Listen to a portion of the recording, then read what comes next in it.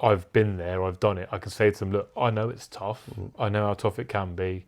Like, I know what you're going through, but we just got to keep pushing through the process. Do I need to drink sports drinks when I go to the gym? No.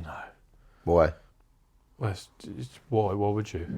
Okay, we're back. So in today's video, we're going to speak to Tom, who's a personal trainer, and he's had a life story we're going to speak to him about.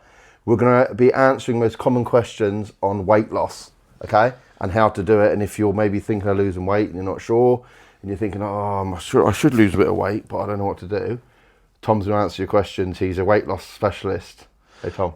And he's not just that, he's been for it himself. Personal experience. So you were really quite large, weren't you?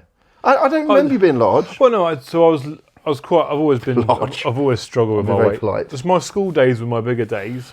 Yeah. I think back in 2017. I mentioned it on some of the other stuff. First, I think we should just mention apologies for anyone who's been waiting for this next episode. We had a couple of weeks out. Yeah, I did come down and film it. I wasn't very well. So yeah, we had 2 weeks ago. We were sick, and then last week just didn't happen. So you've lost. How much weight did you lose? So I've dropped. So 2017, for instance, let's go with that one. I dropped from 117 kilos down.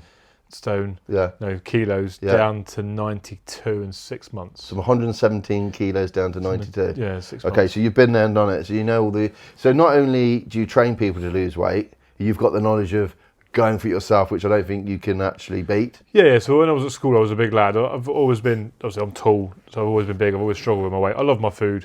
That's kind of the reason why I have to train nowadays. It's just so I can kind of not sort of eat what I want, but within reason.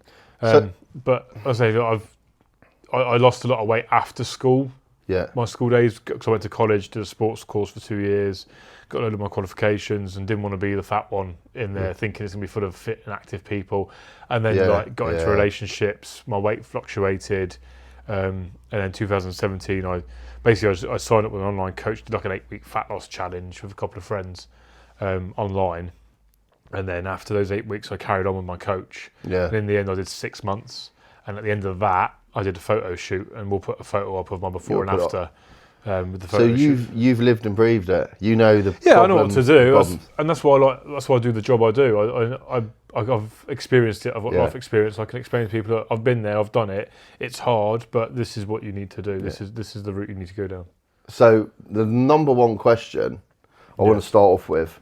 So we're going to speak about people who haven't really done it before, but even if you have tried and lose weight before, you'll still get stuff from this because it's all very valuable. So, you'll get, let's say Mrs. LePage is at home in Guernsey or home wherever, and she's like, what, middle-aged, maybe got a few kids, and she's like, I want to lose a bit of weight for my kids. I've put on a bit of weight, as sometimes I do when they've had kids and stuff, and I don't know what to do. What should I do? There's so much online. There's apps. Do I get an app, a weight loss app? Do I just watch TV and YouTube and watch some weight loss videos? Do I get a personal trainer? I mean, what? There's so much out there now. Or can I just ask ChatGPT and will it tell me how to lose weight? So first of all, we'll go into it quite in depth, but just initially, what's the options? What options would you say to someone, this is what I recommend you do, if they're no idea, they don't know where to start? I think it all depends on the person, and how well they can learn. So we've talked about my 8-week fat loss challenges I've done before, but they're more of an education. So it's all about education. So if you can educate yourself and you're prepared to learn, read, give the time to it, then you're happy to go on the internet, ChatGPT, whatever it be, and learn about the things you need to require to be able to lose the weight you want to do, then fair enough.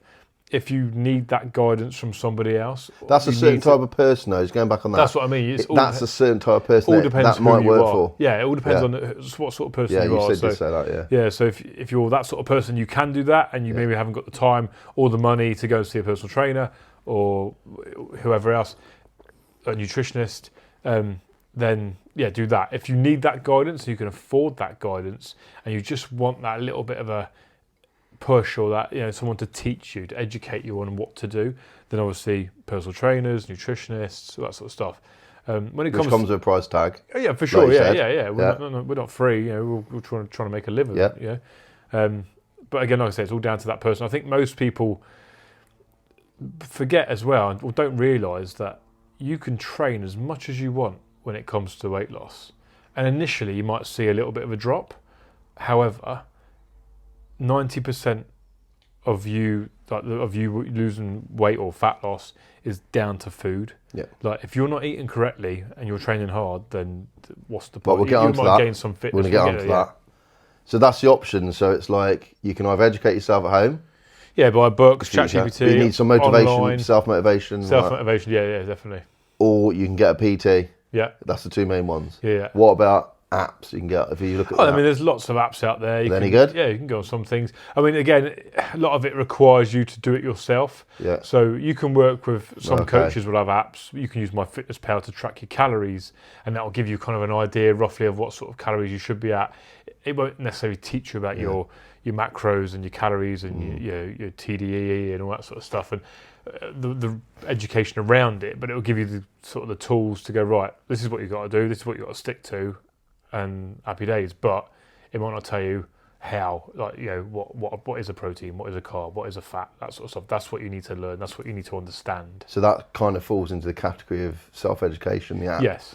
You're doing it on your own, really. Yeah, for sure, yeah, definitely. And you might come, you might have a coach that has an app, but then you've worked with a coach. Yeah. But there's like, there's crossroads. Okay, so there's like three main options. So the self-education, get a PT. So that's the options, depending on what you want. Yeah. Depending on what. So say, for example, they decide actually they don't want to do it on their own. They sort of know what they need to do, but they need someone to help them with it. So they've decided on having a personal trainer. Yeah. So they come to you and they say to you, Tom, I've put on loads of weight. And we've all heard the story, we've done it a long time. I've put on loads of weight. I've tried apps, I've tried doing it myself, and it just won't come off. What's the difference between them dealing with you or dealing with an app or watching a YouTube video? Accountability. So I think the biggest thing is if you work with the right coach, they'll hold you accountable or give you a set goals for weekly goals, monthly goals, the long-term, medium-term goal of maybe 8 weeks or 12 weeks, things that you want to work towards, and they'll help you get there, and they'll give you the tools to do it as well. If they're good enough and they're on you enough, and you can fall back onto them, so they'll be available 24/7 or via WhatsApp or whatever app they use to track your progress, all that sort of stuff. So you can message, and any queries you've got, always say to my clients, like, no question's a silly question, because it all sounds silly, but 10 other people have got the same question and they don't want to ask it, so no one asks it, and then everyone fails at it, or they don't think about it, or they don't do it, they don't act on it, when that could be the one thing that makes the big difference for them. And I suppose it's about making them comfortable and building a rapport, so they feel they can ask you something about things. For sure, yeah, definitely, yeah. It's about where initially they may not. Yeah, exactly. They don't know yet, and that's where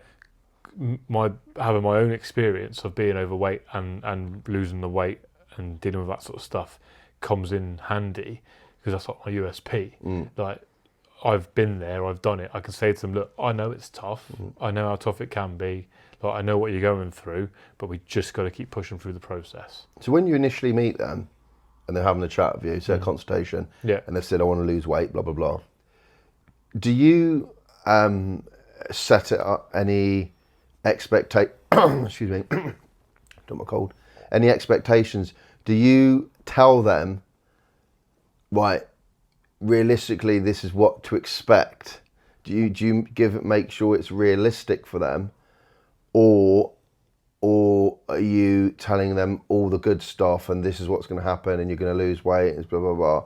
Because I know some trainers do it different ways. Some trainers will guarantee a lot of stuff.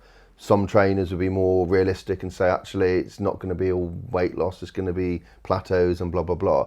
Do you think it's a good idea to tell them what to expect so they're not 100%. Surprised? Yeah. Oh, yeah, 100%. If you sugarcoat everything. Do you do that? Yeah. Oh, yeah. You tell them. Sugarcoat. That's what I'm looking for. Yeah. If you tell them all the good stuff and say, oh yeah, this will happen, that will happen, without telling them the crap stuff.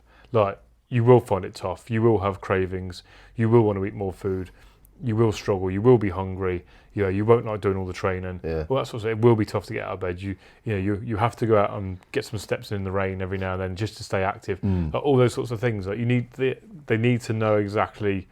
It's hard work. Like, it's too easy for us to put the weight on, but it's bloody tough to take it off. And you've got to put the effort in. You've got to be driven, motivated, and you need to want it. There's enough people I've trained out there and seen that I haven't trained that haven't wanted it enough. Complain about the weight and the fact they can't lose it. And the biggest thing, and people will understand this if they're watching it, like, people get 2 weeks in, they don't see the scales move, they give up. But that week 3 could be the big shift where they drop 3 pounds. And then they're like, oh, bloody hell, that's amazing. And then that pushes them and drives them on to, like, keep going, keep moving forward.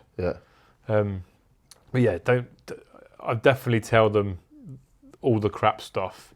You're going to have to learn to track your calories, learn about food, educate yourself, get to the gym. Like, when you've got that hunger craving, you need to find an alternative to make sure you're not piling loads of calories in you. Like, don't go for that chocolate bar. Let's go for something else. Right. So they've been in, they've spoken to you, you've explained all that to them. Yeah. Then you book them in for their first session. Yeah. And what should they expect for their first session? So you've told them, obviously, you've spoken to them a little bit about nutrition. How much are they reliant on you? How much is it their responsibility? Is it all your responsibility? So, because we get blamed a lot when things don't work. Yeah. So is it worth saying to them, like, do you say to them, this is like, you mentioned about wanting it, they've got to want it. Yeah.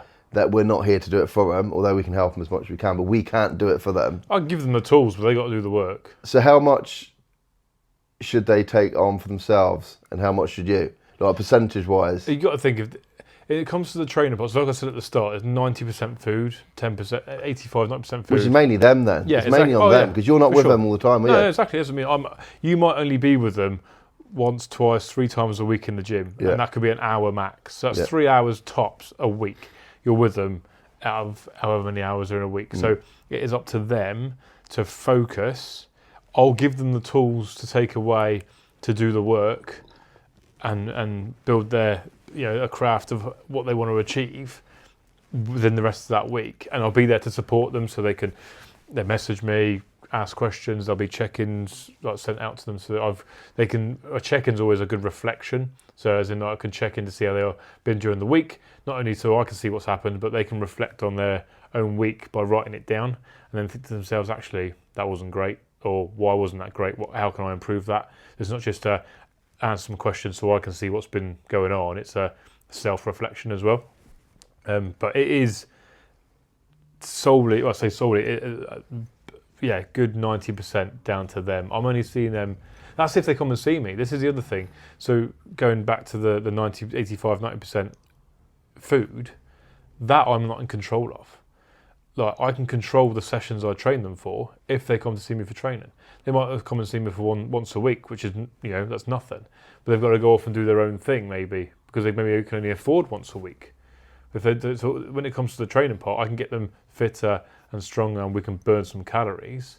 But at the end of the day, the biggest success they'll have is if they manage the amount of calories they're putting into their body. So if they're putting less calories in than they're expending, then happy days. So I think that's really huge thing you've hit on there, like, to tell them straight away. Yeah. Because in my experience, and it's not about me, but I don't know if you have this, but they think it's all about the exercise to lose weight. Like, they come to personal trainer and they want to exercise as much as they can to lose weight. And they very rarely mention about, well, the food thing's sort of put to the side, and it's all about the exercises they need to be doing. Yeah. Should I be doing this exercise to lose weight? What's the best? Should I be on the treadmill? Should I be on the... And sometimes, like, you're actually thinking, it doesn't really matter. No. Whether, is the bike better than the treadmill for losing weight?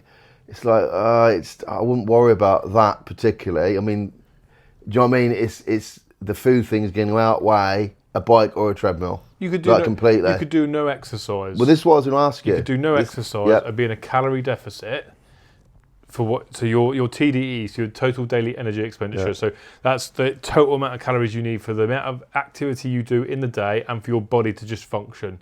So your BMR, your breathing, your coma calories, so effectively just to stay alive. Yeah.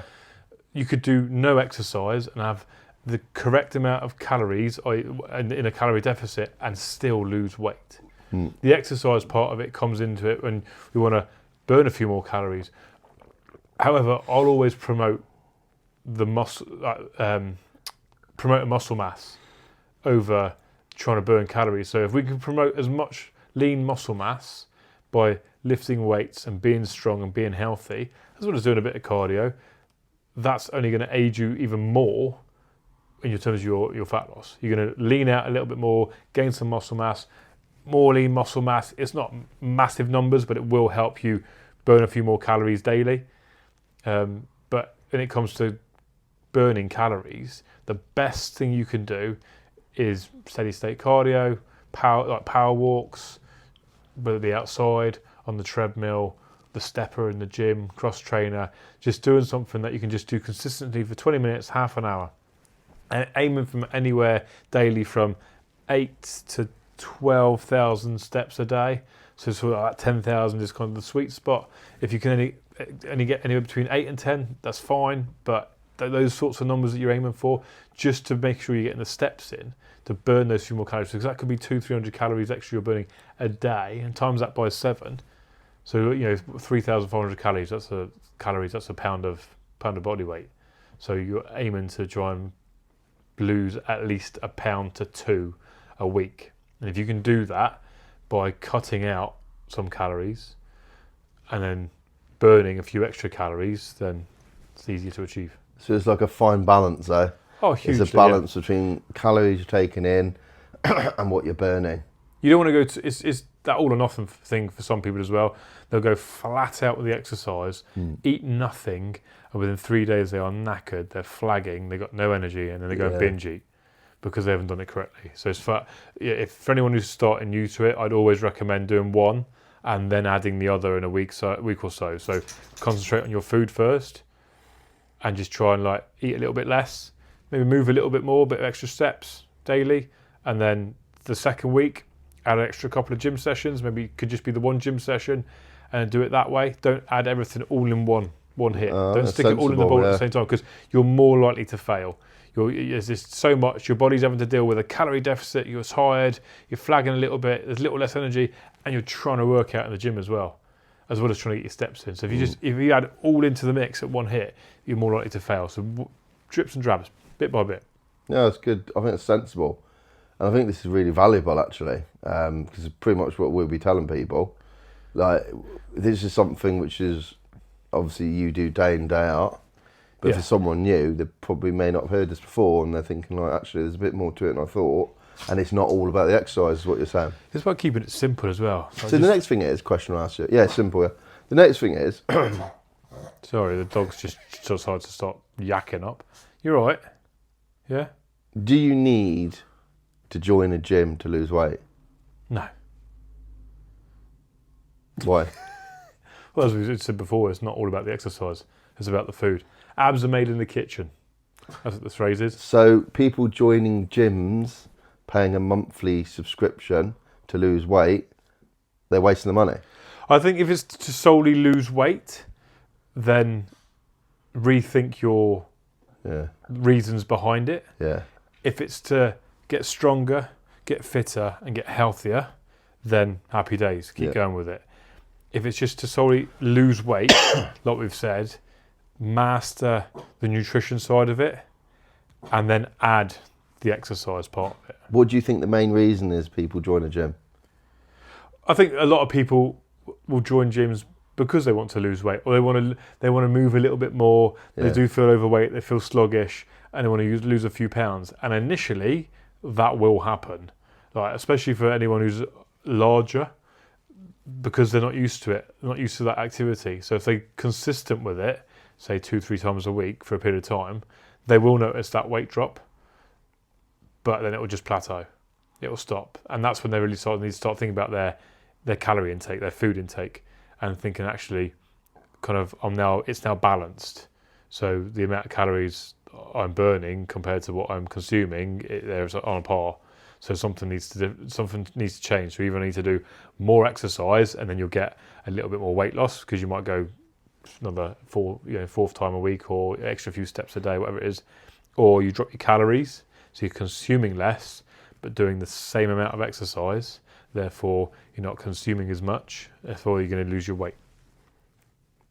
So, gyms make quite a lot of money out of people that are trying to lose weight, but are most of them getting their goals? Well, I don't know. It depends on how they're doing it, who they're working with, or how they've decided to go about it.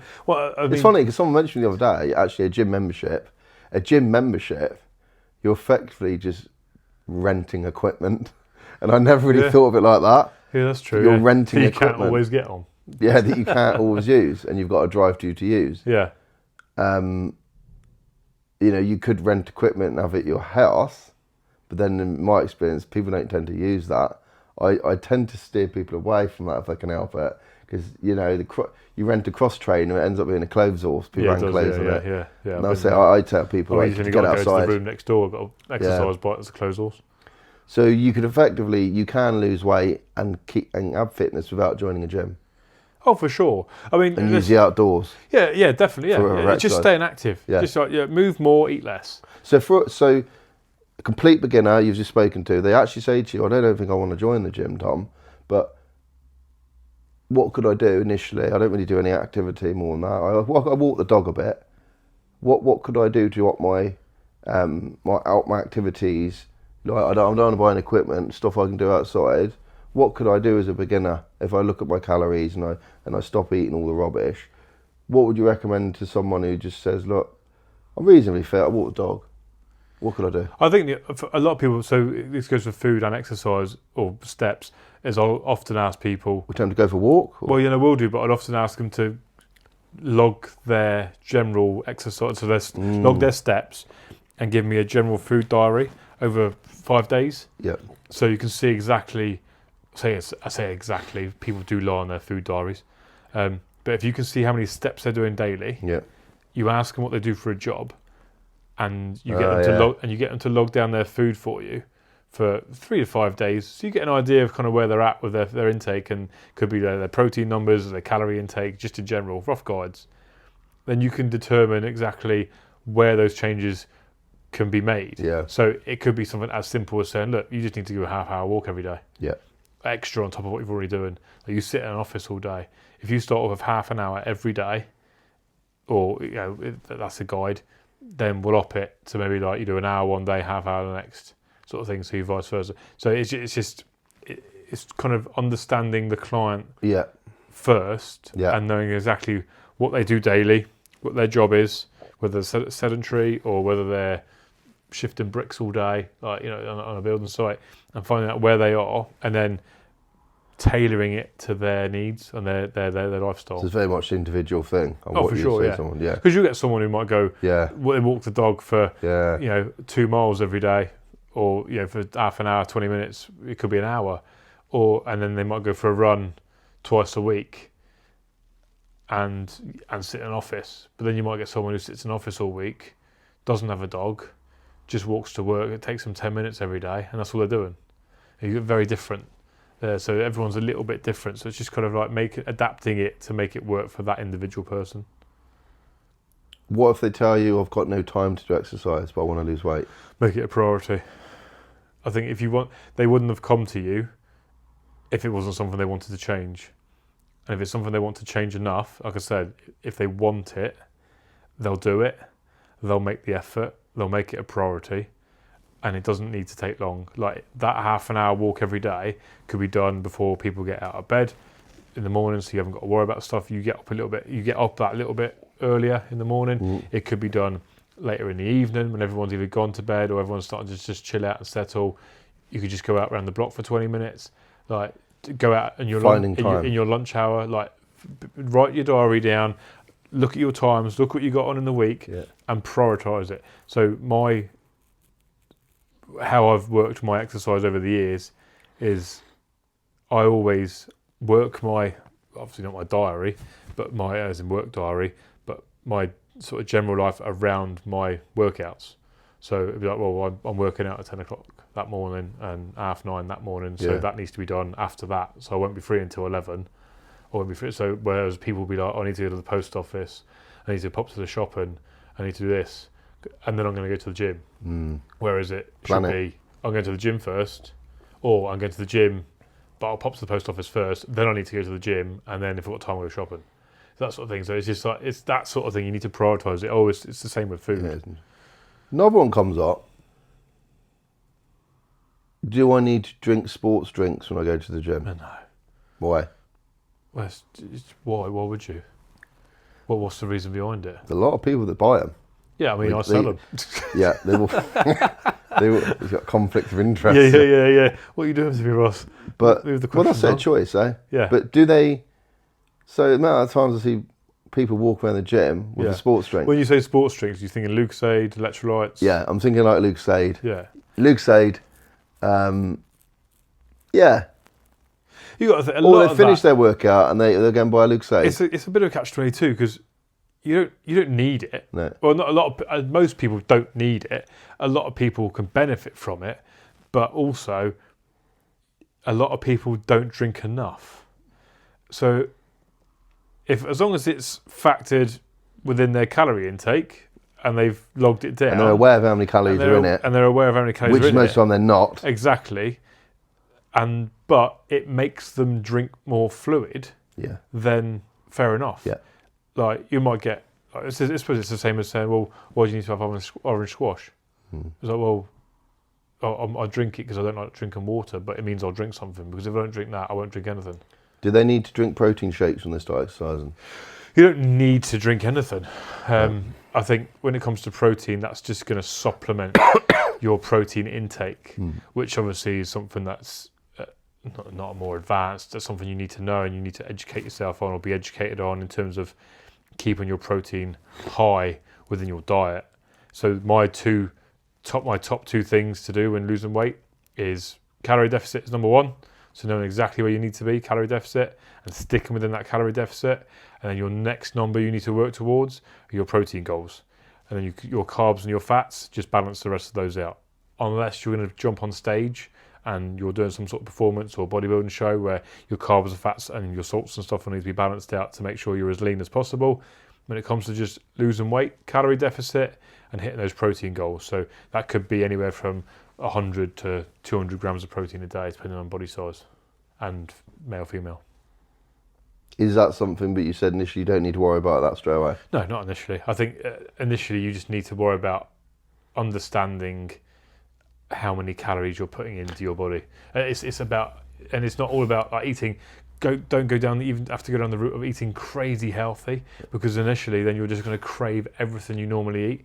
So something I also say is don't cut anything out completely, because you cut something out completely, unless you think it's going to benefit you, because you know you're just going to keep going back to it and want to eat more and more and more of it because you haven't got the willpower to stop. A little bit of something is healthy. It's all in moderation. Danger is in the dosage. Like if you have too much of it, that's where the danger comes in. That's where the calories start to creep up, get too high. But if you can control that dosage and be in control of it, then, and it's factored into what you need to consume each day, then happy days. Why can't you enjoy it? We're only human. Why should we stop ourselves from living? Like, we just need to be more in control. Portion sizes, like rather than using a big bowl, use a smaller bowl. A few less calories, still having a nice meal, still the same meal, just not as much. You buy a bar of chocolate, don't have the whole thing. Have half one day, half the next. Split it. Yeah, it's all about being smart, making smart choices. Same when you go out for restaurants and you go out for meals. If you're going out and you think, oh, I'm going to fail. It's like, well, why? What's the difference to you having chicken, veg and rice, or chicken, veg, potatoes? It could be beef mince, potato, whatever. You going out, beef mince, that's a steak. Get a steak. Cool, it comes with chips. Oh, can I have new potatoes, please? Can I just have an extra portion of veg? I won't have any sauce. It's still go out and enjoy yourself. Or if you want to go out and have that steak and Diane sauce and chips, then you don't have that snack you'd normally have mid-afternoon, and you do an extra 20 minutes on the cross trainer, or half an hour, whatever, burn a few more calories, consume a few less calories, therefore you've got a few more calories to play with in the evening. Like it's balance. Being smart. It is, yeah. It is just smart thinking choice. about planning. Yeah, there's a lot of planning, but the more you do it, it's like anything. The more you do something, the more it logs itself in your mind and your brain, and then you'll start to. I'll always get people to track their calories whenever they do work with me initially, so they can learn. Because everyone's always astonished by the amount of calories in certain foods. It's like, I eat that all the time. I didn't realise there were so many calories in it. It's like, well, yeah. Like, but for me and for you and other people, that's just, we just know that. However, people, for instance, this is the most popular one, fruit and nut. You get fruit and nut mix. It's like, I have that at work in my drawer. Okay, cool. How much do you eat? Well, I get like a 500 gram bag, and then I'll probably have it over a couple of days. A couple of days? Like, you want to go check the calories in that. Like, you're pushing, I'll pick a number out of the air, I mean, it's a good 1,000 calories. The amount of calories and actually from fats in nuts, like, as well as some of these sugars from your fruit. But people just don't realise, because it's healthy fats and it's fruit and it's healthy. Like, they need to, it's education. So go away, track, learn. It could take 8, 12 weeks, but as you start to learn more, you'll know what sort of portion sizes of pasta, rice, chicken, mince, fish that you need roughly, so you don't have to be as regimented unless you're working towards a specific goal or time frame where you need to be absolutely on it and tracking everything until that point. It could be, like I say, a show or just a holiday or a certain weight by a certain time that you want to get down to. I think you covered some really good points there. Have I bored you? Top 3 things to walk away with someone who wants to lose weight. Top 3 things they should consider or do. Consider, when you say consider. So, like, I want to lose weight. These are 3 things you need to focus on. Speak to someone who's they're on about. Yeah. So it could be a personal trainer, online coach, someone who knows what they're talking about. It could be that you do education and find someone who's either been through it like me, or has a good track record and has previous clients that you can see, testimonials, and speak to someone. Understand food. Yeah. All right. Understand what you are putting in your body. But by what putting in your body, what I mean is the amount of calories. Understand how calorific some foods are, and why you should eat slightly less. You can have too much of a good thing. Like, a food could be good. Avocado's good fats. You eat too much of it, calories way up. 3, last one. Move more. There we go. Just active. Just go out, get some steps in, power walk. Choose a walk that's got a few hills in, get your heart rate up a little bit. It doesn't have to be a flat out, you're not going out to do a half marathon and running 5k a day or whatever it is. Anything else you want to add? I think that's about it. Just some amazing points. Just be smart with it. Yeah. Basically. Let us know in the comments. Got any questions as usual? Remember, subscribe if you like it. Give it a thumbs up. Yeah. And there's really good points there. If there's anything else you want to know about or want us to talk about, we just obviously ramble on a lot of the time, but very good though. Pop it in the comments. Hope you got some good stuff from that. Before we shoot though, I was going to say thanks to Wolfstat, who often comments on our videos. You forgot yours today, but he provided us with some mugs. In the first episode I mentioned about getting us some mugs because our tea went cold, hence you're using the mug today. But he got us a flask. It's got our Dad's Dumbbells and Life logo on. So thanks for that, Aaron. He's a friend of mine, but appreciate that. And right. But cool. See you next time. Guys. See you next time.